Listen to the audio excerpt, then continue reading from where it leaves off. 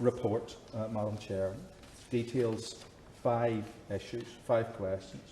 They deal with the implementation, that the implementation of the schedule is rushed, that there has not been a full public consultation comparable to when similar policy changes were made in England, which again is contrary to what the Secretary of State said, that regulations to ensure that parents have a right to withdraw will not be in place when the policy is implemented.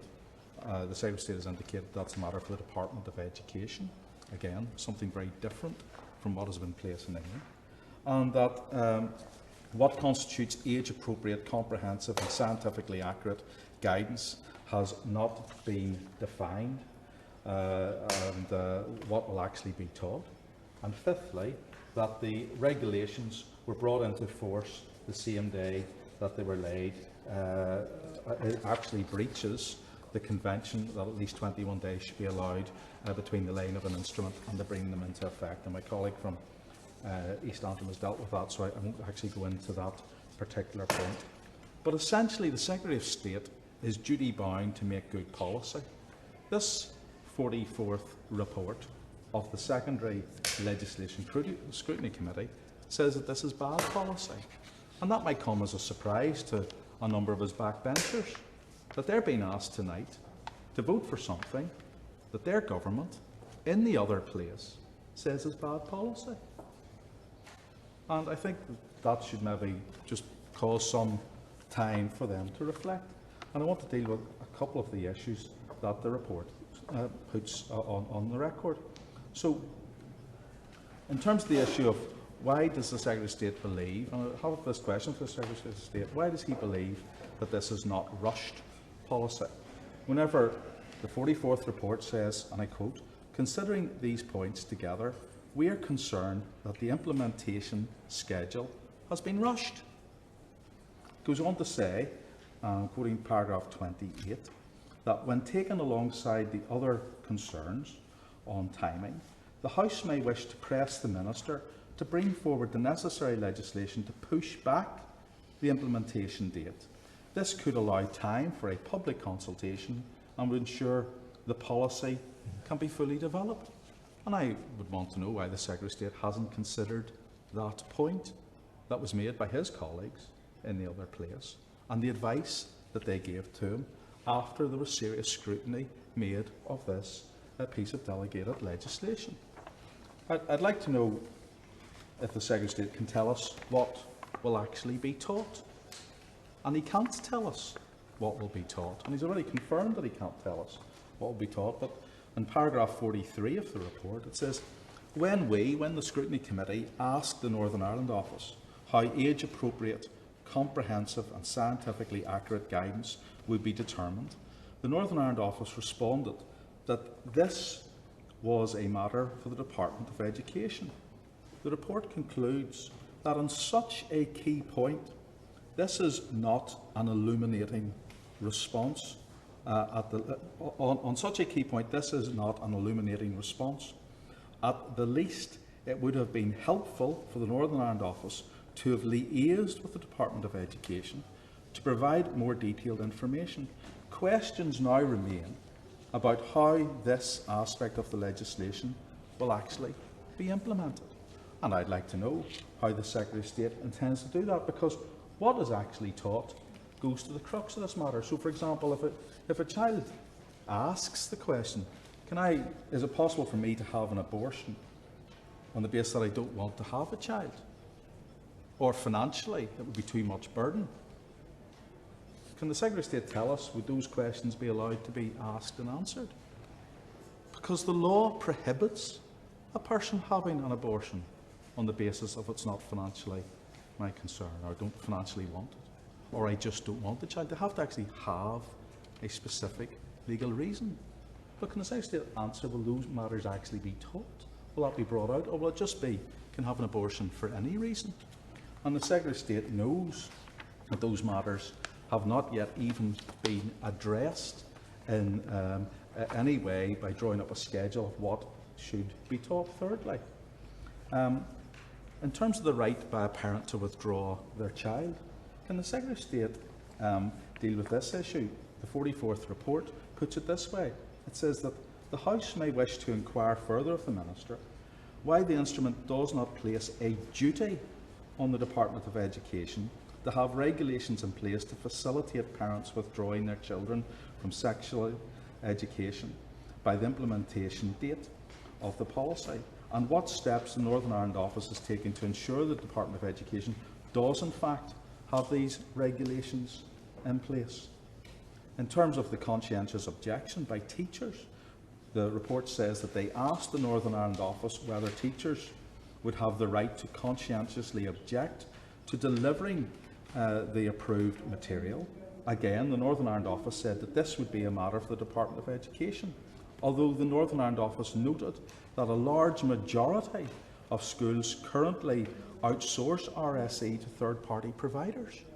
What steps is the Secretary of State taking to consult with outsourced RSA? Most scripture unions are outsourced across schools.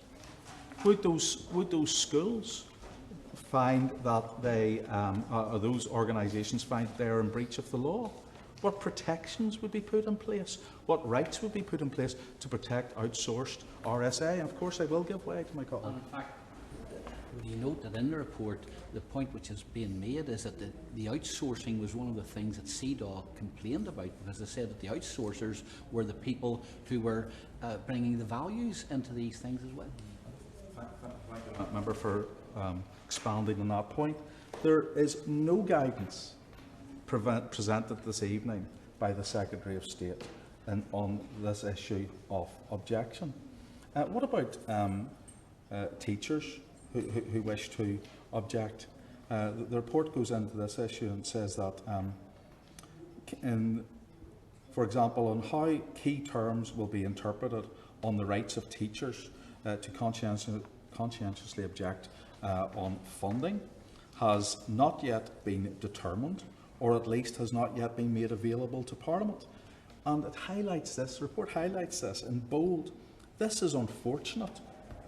It would have helped if the Northern Ireland Office had liaised with the Department of Education to ensure more detailed information was available, even on matters not specifically on the responsibility of the Northern Ireland Office. The House may wish to press the Minister for further specifics. So, Minister, I press you. Can you give us the further specifics that the report, that your colleagues, that the Secretary of State's colleagues in the other place signed up to and posed these questions about? Because it was totally absent from the speech that was laid before this House. And the Secretary of State has a duty in these delegated legislation committees, or the Minister has a duty in these delegated legislation committees, to answer such questions. Now, the Secretary of State in his comments did say that this matter complied with the Northern Ireland Act, but he failed to explain how. And the reason why he failed to explain how, Madam Chair, is because it does not comply with either Section 75 or Section 76 of the Northern Ireland Act. This discriminates against religious education. This is not neutral. What is being proposed by the Secretary of State is not a neutral policy. It's a specific policy that, in effect, regardless of the ethos and religious or moral values of a head teacher or a board of governors or a school, that certain things will not be allowed to be taught because they are of a religious nature. And the Secretary of State has failed to do that. The Secretary of State really needs to go back, because he will, and the Northern Ireland Office will find themselves ultimately in court on this matter, because he knows how litigious lawyers are in Northern Ireland on Section 75 and 76. And for a government that has nailed its colours to the mast on protecting the architecture of the Belfast Agreement, here we have something which rides a coach and horses through two of the most important protective rights, Section 75 and Section 76 of the Northern Ireland Act. And I fail to see how the Secretary of State could have answered the question that I posed to him with the words, yes, I will come to that in a moment, I address this in my speech. The Secretary of State didn't address it in his speech because he can't come to that point, because he knows, the Secretary of State knows in his heart, that this breaches 75 and 76, Article 75 and 76 of the Northern Ireland Act. There's then been the point raised by a number of members, oh, this is the same as England. Suck it up. Suck it up, guys. This is what happens in England. That's what it's like. Well, of course, this is not the same as what happens in England. And if it was the same, we would be asking the Secretary of State to at least then do what is the same. And this is what the report says. Don't take my word for it. Take the words of the members of the government party in the House of Lords or in the other place when they say this in paragraph 54 of this report. It is striking. It is striking that full public consultation were carried out when comparable regulations were introduced in England and when similarly controversial regulations on abortion were introduced in Northern Ireland. The NIO has not offered any convincing reasons why these regulations should be treated differently. These are not my words. These are the words by the 44th report. And I really am surprised why the Secretary of State thought he could bluff this through tonight. And I am equally saddened that the Shadow Secretary of State didn't challenge at these matters. Because these are key issues that need to be responded to. It's not the same as England, as the report says. It's striking that it's not the same as the report says, and that these regulations are being treated differently in Northern Ireland. My colleague from East Antrim went into a number of the submissions raised by the Catholic bishops and the Presbyterian Church, raised by boards of governors. I don't intend to dwell on those points, but I will say this. This report blasts what this House is doing tonight by calling it bad policy. In paragraph 56 of this report, it says that to improve a policy, we can help to improve confidence in a policy, and we must work to do that. And it says this, given, I quote, given that this is a controversial policy with a wide range of interested parties and strongly felt views, a public consultation would have been appropriate as a matter of good policy making. It would have been good policy, good practice, the appropriate thing to do to have the consultation, to put the horse in front of the cart. But oh no, the Secretary of State has tonight said, oh, there might be a consultation later on. I'll just rush this one on through. I think that the Secretary of State should really take time to read this. And the Secretary of State could tonight pull this, and he could decide, well, let's then put this out to consultation. He's under no pressure whatsoever. I am sure the Shadow Secretary of State would support a consultation on this. I didn't hear any reason why he wouldn't. And I think that there's well been other members in the government's own bench who have indicated to me that they feel this is a conscience issue. So why doesn't the Secretary of State go, and I put it to him tonight, why doesn't he go for a consultation and come back to this matter after the consultation if he's so convinced that he has it right? After all, he has the persuasive argument from the Secondary Legislation Scrutiny Committee that they strongly believe that this matter should be put to consultation. I've never seen such a report from a legislative committee in my life in the last 14 years in this House. This castigates colleagues in these benches, this castigates the government for not doing this. And we should be cognizant of that fact. This isn't some minor thing. This is about policy being made. And this doesn't really matter if we're talking about abortion or if we're talking about the education around abortion. This is about the mechanism of how policy is made.